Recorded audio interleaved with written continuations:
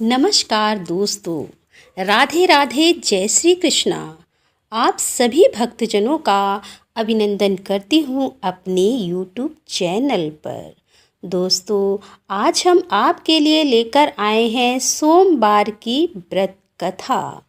हिंदू धर्म में सोमवार का दिन भगवान शिव को समर्पित है। कहते हैं कि इस दिन जो व्यक्ति सच्चे दिल से भोलेनाथ की पूजा अर्चना करता है, उसकी सारी मनोकामनाएं पूर्ण हो जाती हैं।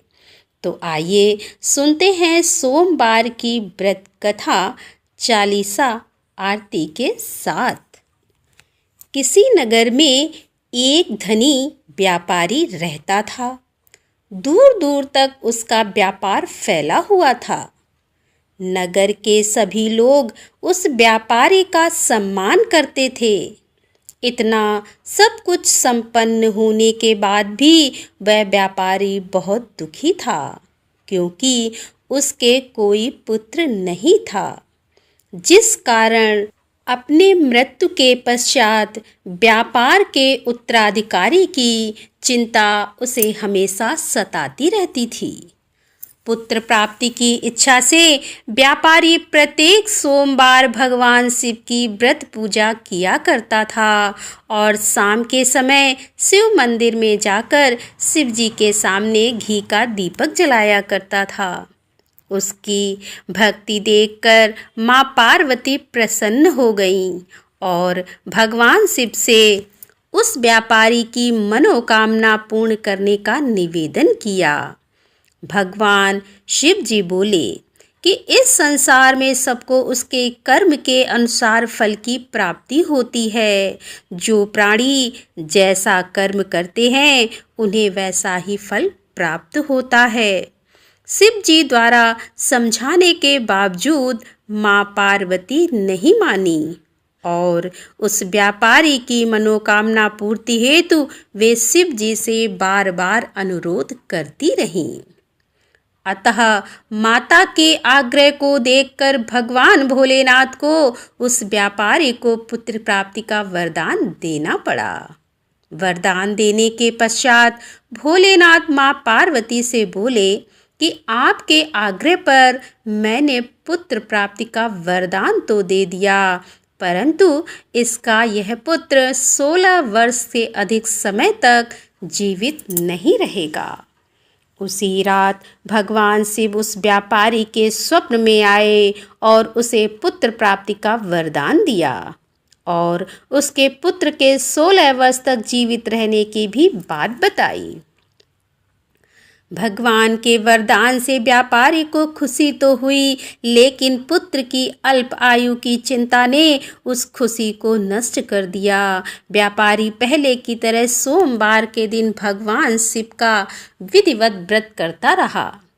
कुछ महीनों के बाद उसके घर एक अति सुंदर बालक ने जन्म लिया और घर में खुशियां ही खुशियां भर गईं।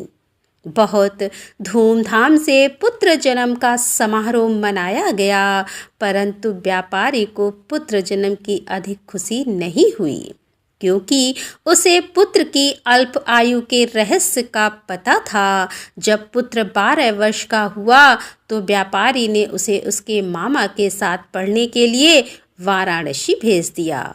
लड़का अपने मामा के साथ शिक्षा प्राप्त हेतु चल दिया। रास्ते में जहाँ भी मामा भांजे विश्राम हेतु रुकते, वहीं यज्ञ करते और ब्राह्मणों को भोजन कराते। लंबी यात्रा के बाद मामा भांजे एक नगर में पहुँचे। उस दिन नगर के राजा की कन्या का विवाह था, जिस कारण पूरे नगर को सजाया गया था। निश्चित समय पर बारात आ गई, लेकिन वर का पिता अपने बेटे के एक आंख से काने होने के कारण बहुत चिंतित था। उसे भय था कि इस बात का पता चलने पर कहीं राजा विवाह से इनकार ना कर दे। इससे उसकी तो बदनामी भी होगी। जब वर के पिता ने व्यापारी के पुत्र को देखा तो उसके मस्तिष्क में एक विचार आया। उसने सोचा कि क्यों ना इस लड़के को दूल्हा बनाकर राजकुमारी से विवाह करा दूं। विवाह के बाद इसको धन देकर विदा कर दूंगा और राजकुमारी को अपने नगर ले जाऊंगा। वर के पिता ने लड़के के मामा से इस संबंध में बात की। मामा ने धन मिलने के लालच में वर के पिता की बात को स्वीकार कर लिया। लड़के को दूल्हे का वस्त्र पहनाकर राजकुमारी से विवाह करा दिया गया। राजा ने बहुत सारा धन देकर राजकुमारी को विदा किया। शादी के बाद लड़का जब राजकुमारी से साथ लौट रहा था तो वह सच नहीं छिपा सका और उसने राजकुमारी के ओढ़नी पर लिख दिया, राजकुमारी, तुम्हारा विवाह मेरे साथ हुआ था। मैं तो वाराणसी पढ़ने के लिए जा रहा हूँ और अब तुम्हें जिस नवयुवक की पत्नी बनना पड़ेगा वह कान्हा है। जब राजकुमारी ने अपनी ओढ़नी पर लिखा हुआ पढ़ा तो उसने काने लड़के के साथ जाने से इनकार कर दिया। राजा को जब ये बातें पता लगी तो उसने राजकुमारी को महल में ही रख लिया। उधर लड़का अपने मामा के साथ वाराणसी पहुंच गया और गुरुकुल में पढ़ना शुरू कर दिया। जब उसकी आयु 16 वर्ष की हुई तो उसने यज्ञ किया। यज्ञ की समाप्ति पर ब्राह्मणों को भोजन कराया और खूब अन्न वस्त्र दान किए। रात को वह अपने शयन कक्ष में सो गया। शिव के वरदान के अनुसार शयनावस्था में ही उसके प्राण पखेरु उड़ गए। सूर्योदय पर मामा मृत भांजे को देखकर रोने पीटने लगा। आसपास के लोग भी एकत्र होकर दुख प्रकट करने लगे। लड़के के मामा के रोने का विलाप करने के स्वर समीप से गुजरते हुए भगवान शिव और माता पार्वती ने भी सुने। माता पार्वती ने भगवान से कहा कि हे प्राणनाथ, मुझे इसके रोने के स्वर सहन नहीं हो रहे हैं। आप इस व्यक्ति के कष्ट को अवश्य दूर कर दें। भगवान शिव ने माता पार्वती के साथ अदृश्य रूप में समीप जाकर देखा तो भोलेनाथ माता पार्वती से बोले, यह तो उसी व्यापारी का पुत्र है जिसे मैंने 16 वर्ष की आयु का वरदान दिया था। इसकी आयु पूरी हो गई है। तब माता पार्वती ने फिर भगवान शिव से निवेदन कर उस बालक को जीवन देने का आग्रह किया। माता पार्वती के आग्रह पर भगवान शिव ने उस लड़के को जीवित होने का वरदान दिया और कुछ ही पल में वह जीवित होकर उठ बैठा। शिक्षा समाप्त करके लड़का मामा के साथ अपने नगर की ओर चल दिया। दोनों चलते हुए उसी नगर में पहुँचे जहाँ उसका विवाह हुआ था। उस नगर में भी यज्ञ का आयोजन किया। समीप से गुजरते हुए नगर के राजा ने यज्ञ का आयोजन देखा और उसने तुरंत ही लड़के और उसके मामा को पहचान लिया। यज्ञ के समाप्त होने पर राजा मामा और लड़के को महल में ले गया और कुछ दिन उन्हें महल में रखकर बहुत सा धन वस्त्र आदि देकर राजकुमारी के साथ विदा कर दिया। इधर भूखे प्यासे रहकर व्यापारी और उसकी पत्नी बेटे की प्रतीक्षा कर रहे थे। उन्होंने प्रतिज्ञा कर रखी थी कि यदि उन्हें अपने बेटे की मृत्यु का समाचार मिला तो दोनों अपने प्राण त्याग देंगे। परंतु जैसे ही उसने बेटे के जीवित वापस लौटने का समाचार सुना तो वह बहुत प्रसन्न हुआ। वह अपनी पत्नी और मित्रों के साथ नगर के द्वार पर पहुंचा और अपने बेटे के विवाह का समाचार सुनकर पुत्र वधू राजकुमारी को देखकर उसकी खुशी का ठिकाना न रहा। उसी रात भगवान शिव ने व्यापारी के स्वप्न में आकर कहा कि हे श्रेष्ठ जी, मैंने तेरे सोमवार के व्रत करने और व्रत कथा सुनने से प्रसन्न होकर तेरे पुत्र को लंबी आयु प्रदान की है। पुत्र की लंबी आयु जानकर व्यापारी तो बहुत प्रसन्न हुआ।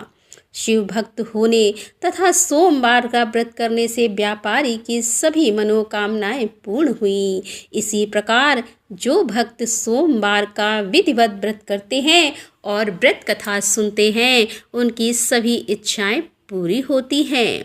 तो हे भोलेनाथ, हे माता पार्वती, जिस प्रकार आपने उस साहूकार के बेटे को दीर्घ आयु दी उसी तरह हम सभी भक्तों को दीर्घ आयु प्रदान करना।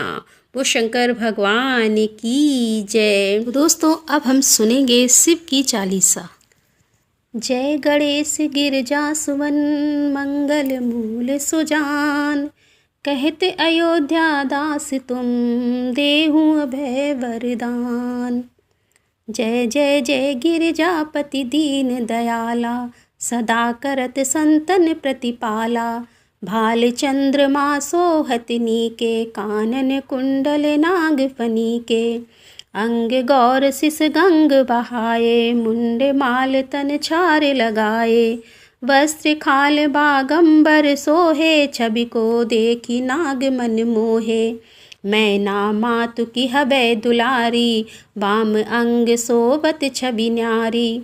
कर त्रिशूल सोहत छवि भारी, करत सता शत्रुघ्न क्षयकारी। नंदी गणेश सोहे तह कैसे, सागर मध्य कमल हैं जैसे। कार्तिक श्याम और गणराऊ, या छवि को कही जात न काऊ। देवन जबहि जाय पुकारा, तभी दुख प्रभु आप निवारा। किया उपद्रव तारक भारी, देवन सब मिल तुम्हि जुहारी। तुरद सडानन आप पठायो, लब निमेष मह मारि गिरायो।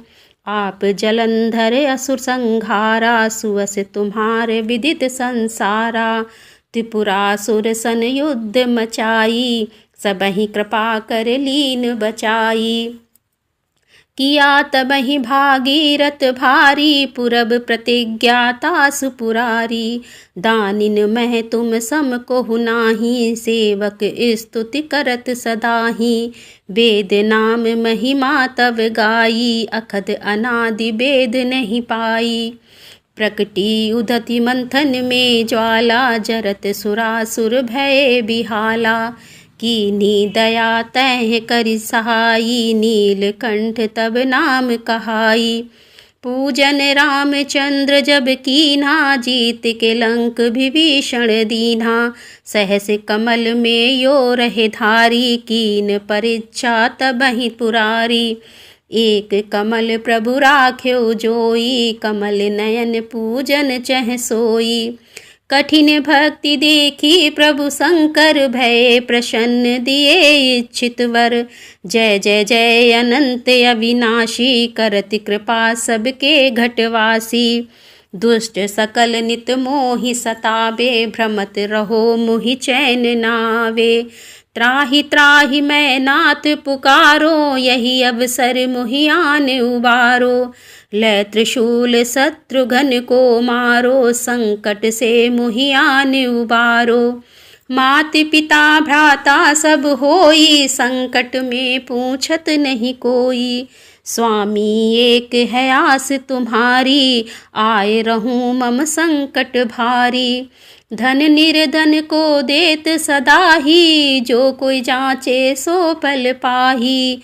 अस्तुति के विधि करें तुम्हारी, क्षमहु नाथ अब चूक हमारी। शंकर हो संकट के नाशन, मंगल कारण विघ्न विनाशन। योगी यति मुनि ध्यान लगावे, सारद नारद शीस नवावे।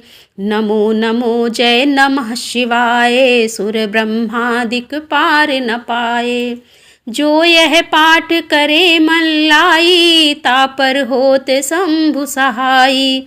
रनिया जो कोई हो अधिकारी, पाठ करे सो पावन हारी। पुत्रहीन कर इच्छा जोई, निश्चय शिव प्रसाद तेहि होई। पंडित त्रयोदशी को लावे, ध्यान पूर्वक होम करावे। त्रयोदशी व्रत करे हमेशा, ताके मन नहीं रहे कलेसा। धूप दीप नवेद चढ़ावे, शंकर सम्मुख पाठ सुनावे। जन्म जन्म के पाप नसावे, अंत धाम शिवपुर में पावे। कहे अयोध्या आस तुम्हारी, जानी सकल दुख हरऊं हमारी। नित नेम कर प्रातः ही, पाठ करो चालीसा। तुम मेरी मनोकामना पूर्ण करो जगदीशा। ओम जय शिव ओमकारा, स्वामी जय शिव ओमकारा।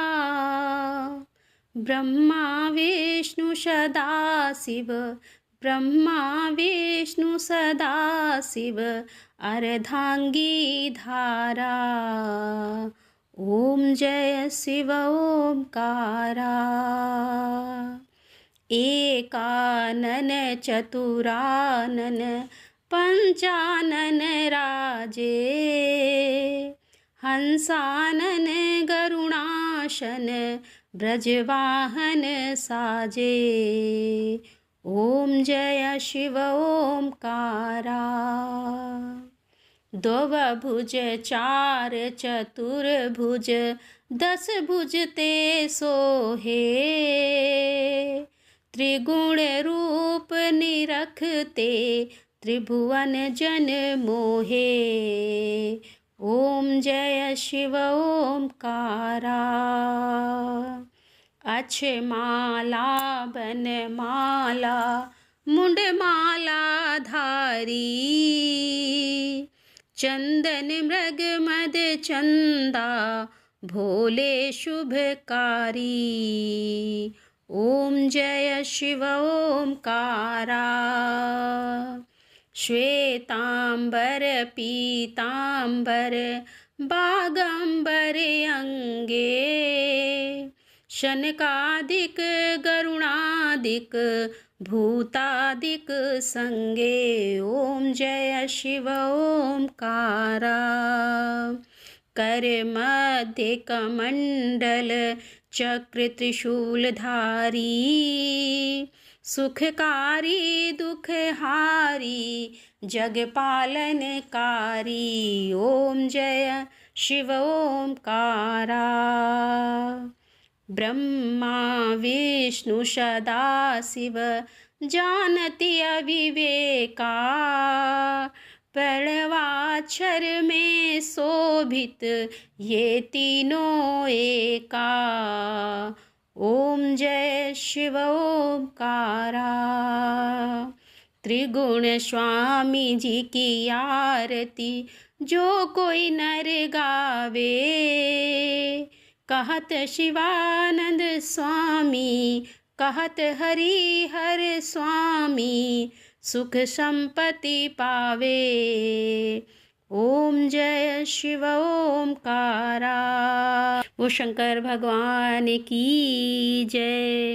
तो दोस्तों, कैसी लगी आज की एक कथा आरती चालीसा।